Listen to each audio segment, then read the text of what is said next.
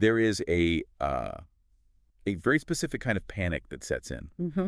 Maybe 3 weeks after graduation. Oh, yeah. You know, you've handed in the final paper, the cap and gown are in a box somewhere, and the noise of college life just stops. It's dead silence, the panic of the blank calendar. It's visceral. It really is. And the immediate reaction, the survival instinct, I guess, is to just fill that silence, to find a job. Any job. Any job. Yeah. As fast as humanly possible. The mindset becomes, I just need to stop the bleeding, get a paycheck, and tell my parents and myself that I'm employed. Mm.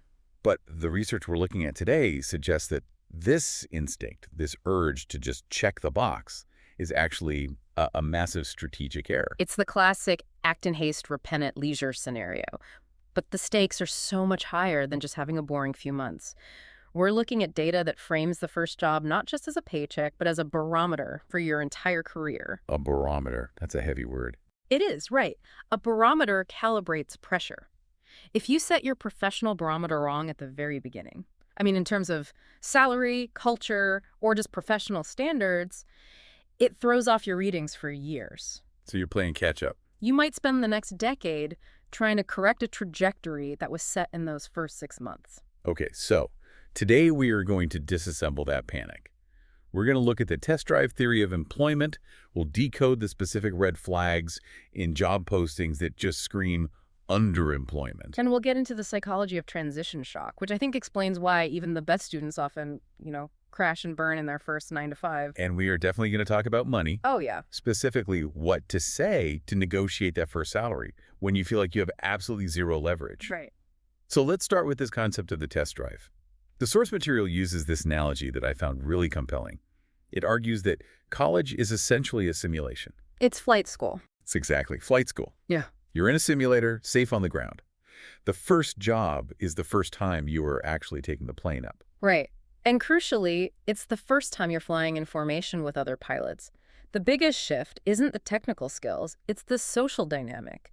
You're moving from a student-teacher hierarchy, which is, vertical and protected, to a peer-to-peer dynamic, which is horizontal and, frankly, exposed. And this is why the fit matters so much more than just the job description. If you panic and take a job at a disorganized company or a place with a toxic culture, you're not just having a bad time. No. You're effectively learning how to fly a broken plane. You start picking up bad habits. Exactly. You imprint on that first environment. If your first workplace is chaotic, you might start thinking, well, chaos is normal. If the communication is passive-aggressive, you learn to communicate that way. And unlearning that is so much harder than learning it in the first place. There's also the issue of the resume stain. The source material is pretty blunt about this. If you take a bad job out of desperation and you quit after 4 months, that doesn't just disappear. No, it lives on your LinkedIn forever. And you have to answer for it. And this is the part that really stresses people out. The next hiring manager is going to look at that 4-month stint and ask, so why did you leave? And this is where the strategy comes in. If you are forced to answer that question, you are already on the defensive. You can't just say, well, I was panicked and I took the first thing that came along. Right. It makes you look impulsive. Or desperate. Yeah. So the whole goal of this deep dive is to help you avoid ever having to answer that question. It's all about due diligence. You have to treat the interview process not as them selecting you, but as you investigating them. Which brings us to cultural alignment. I think when you're 22, you tend to look at the hard assets of a company. Does it have a cool office? Is the brand recognizable? The source argues you need to look at these soft assets. Specifically the values of the people you'll be sitting next to. You have to ask yourself, do I want to be these people? Not just do I want to work with them, but do I want to become like them? Because you will. Osmosis. Osmosis is real. If the company is hyper-conservative and you're a creative disruptor, you're going to suffocate. If it's a chaotic startup and you need structure to thrive, you are just going to drown. So let's talk about the trap that makes people ignore all of that. Underemployment. The stats on this are actually pretty frightening. The research shows that 41% of recent graduates are currently underemployed. 41%. It's a staggering number. And to be clear, underemployed here doesn't mean you're working part-time when you want full-time. Right. It means you are working in a job that doesn't require the degree you just spent 4 years and, tens of thousands of dollars earning. It's the barista paradox. You have a degree in economics, but you're pouring lattes because you need rent money. Precisely. And look, there's no shame in honest work. But professionally, it's a delay. It stalls your earnings growth and your skill acquisition. The source material offers a really clever sort of detective trick to spot this before you even apply. It's called the double posting red flag. Oh, this is a great tip. So here's how it works. You see a job listing from a company that says, Junior Account Associate, recent grads, welcome. It looks perfect.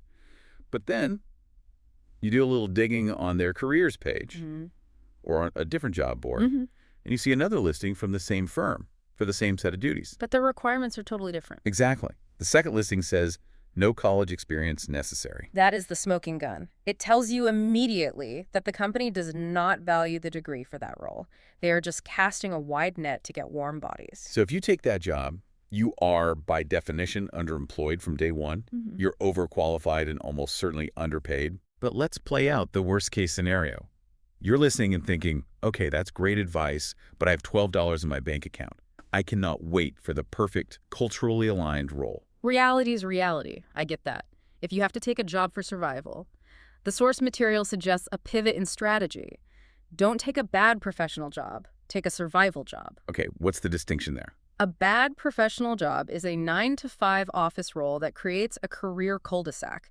It sucks up all your time, it drains your mental energy, and it puts a weird title on your resume that confuses future employers. Right. A survival job like waiting tables, bartending, retail, it's honest, it's flexible, and it's clearly temporary. So it leaves you with the mental bandwidth in the daylight hours to hunt for the real job. Exactly. It's better to be a bartender with a degree who is actively interviewing for marketing roles than to be a junior data entry clerk at a company with no upward mobility, stuck in a basement from 9 to 6.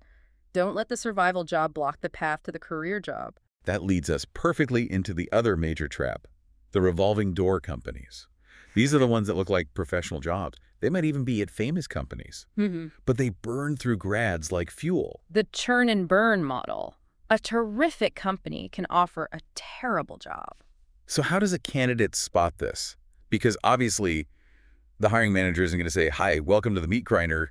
You'll quit in 3 months. No, you have to ask investigative questions. But, and this is key, you have to ask them in a way that doesn't make you sound difficult or, suspicious. Right. Asking, so do people hate it here, is probably a bad move.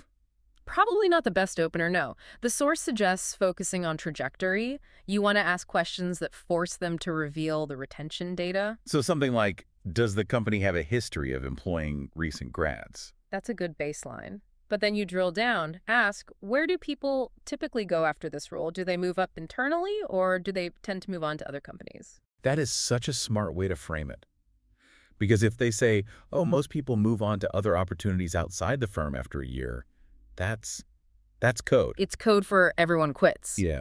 Exactly. Whereas if they say, well, Sarah started in this role 2 years ago and she's now a manager and Dave is in product, that shows a real pathway. The source also mentions a red flag with external recruiters. If you're working with a headhunter, listen to what they're selling. Yes. Are they selling the job or are they selling the exit? If a recruiter says, look, just do this for a year, put your head down, and then you can go do whatever you want. Run away. Run away. They are admitting the job is a prison sentence. They are pre-selling the parole. It means the role itself is unbearable. Okay, let's pivot to a solution that I think a lot of graduates overlook because of, well, ego. Internships. The ego trap is so real here.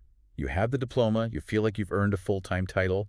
Going back to being an intern feels like a regression. But the landscape has shifted, hasn't it? Completely. The try-before-you-buy model is becoming standard for top-tier firms. They use paid internships as a de facto probation period. If you refuse to look at internships because you want the title associate, you might be locking yourself out of the best companies in your industry. So an internship at a top firm is better than a full-time job at a revolving door company. 100%. Because of the network, the training, and just the brand name on your resume. But you have to manage it correctly. You can't just be an intern and, hope they notice you. You have to be active. You have to advocate. While you're there, you need to be having conversations about full-time conversion, and crucially, you remain a free agent. You keep your external job search going. You don't stop interviewing until you have a permanent offer in writing. This brings us to a really fascinating psychological concept in the source material, transition shock. We've talked about the tactical stuff, resumes, interviews, But the mental shift is where people really, really struggle. It's the semester by semester mindset versus the endless now of the workplace. Let's break that down, because I think this hits people way harder than they expect. For 16 years, literally since kindergarten, your life has been sliced into these neat 15-week chunks. Right. You have a syllabus, you know exactly what success looks like, you write the paper, you get the grade, you get that little dopamine hit, then you get a break. Winter break, summer break, the cycle resets. And then you start your first job. And there is no syllabus. None. There is no A on your report card at the end of the week. You send an email, and nothing happens. You finish a project, and your boss just says, okay, here's the next one. It's the absence of feedback loops. It creates a massive anxiety spike. The source calls it a feedback vacuum. High-achieving students are basically addicted to grades. When you take the grades away, they feel like they're failing even if they're doing fine. They mistake silence for disapproval. So how do you hack that? If the boss isn't giving you a report card, how do you stop yourself from spiraling? You have to manufacture the loop yourself. You can't wait for the annual review. That's death. You need to ask for specific short-term feedback. So not just, how am I doing, which is too vague. Right. How am I doing puts the burden on the boss to psychoanalyze you. Instead, ask something like, I'm looking to improve my turnaround time on these reports. Can you give me one specific thing I should tweak for next week? That's good. It forces a small, concrete piece of feedback. And it shows maturity. It shows you know you aren't perfect. You're signaling, I'm here to learn. And that actually builds trust much faster than pretending you know everything. Let's talk about the long game for a minute. There's this lingering idea from our parents' generation of the company man, you know, the idea that you stay somewhere for 25 years. Oh, yeah. But the Bureau of Labor Statistics data just blows that out of the water. It's a total myth. The average person will hold 12 jobs during their career. 12. That number really changes the perspective on this first job. It should lower the blood pressure. This first job isn't your marriage. It's more like your first date. You don't need to find a home for 20 years. You just need a launch pad for 2 or 3.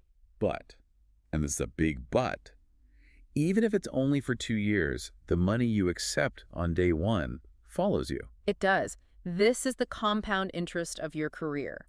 Your first salary sets the baseline. Your next raise is a percentage of that base. Your next employer will ask what you were making previously. If you accept a lowball offer now, you are mathematically lowering your earnings for potentially a decade. So you have to negotiate.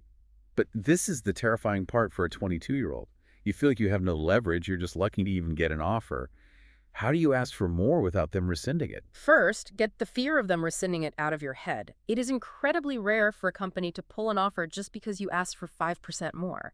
They've spent months finding you. They want you. Okay, so say the offer comes in. It's lower than you want. But the hiring manager says, listen, this is the budget.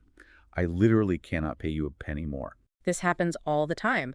If the door to a higher salary is closed, you have to open the door to trajectory. What does that sound like in the room? Give us the script. Okay, so they say, no more money. You say something like, I understand the budget constraints right now. However, I'm confident I can deliver significant value quickly. Can we agree right now to a performance review at the 6-month mark instead of waiting a year? And if I've hit X and Y goals, we can adjust the salary to target number then. Oh, I see what you did there. You're not asking for money now. You're asking for a promise of money later based on proof. Exactly. And you get that in the offer letter. Review at 6 months, eligible for salary adjustment. That is money in the bank, just delayed. And if they say no to that? Then you know they aren't invested in your growth. And you have to decide if you can afford to take the role as a stepping stone or if you need to walk away. But usually, a reasonable manager will agree to a review. It costs them nothing today. It all comes back to that theme of due diligence. I really feel like the main takeaway here is just to slow down. Slow down to speed up. The panic tells you to sprint. Strategy tells you to look at the map. And don't look at the map alone. The source material emphasizes building a personal board of directors. This is so crucial. When you're in the heat of the job hunt, you have tunnel vision. You see the salary or the cool brand name, you totally miss the red flags. You need someone outside the tunnel. You need a parent, a mentor, or even just a skeptical friend to look at the offer. They might say, hey, this contract requires you to sign a non-compete that lasts for 2 years. Do you realize that? Or, you hate commuting, and this is an hour each way. Are you sure about this? They bring the reality check. They protect you from your own desperation. So to wrap this up for the listener who is refreshing their inbox right now, waiting for an offer. Take a breath. Ugh. Remember the 12 jobs stat. You are not choosing your fate. You are choosing your next step. And I want to leave us with a thought that really struck me while reading through all this. We talked about the pressure of the first job. And I wonder if the reason it feels so heavy, so much heavier than the second or third job, is because it's the only time in your life where you have to translate potential into proof. That's the tension right there. In job number 2, you have a track record. I did this, I sold that. In job number 1, all you have is a promise. I can do this. Right. You are asking someone to bet on what you might become. And that is a scary ask. It is. But remember, they want to make that bet. They're looking for reasons to say yes. Your job is just to make sure the casino they're running is one you actually want to play in. Love that. Do the due diligence, watch out for the double postings, and don't be afraid to negotiate the trajectory if you can't negotiate the cash. Thanks for the deep dive. See you next time.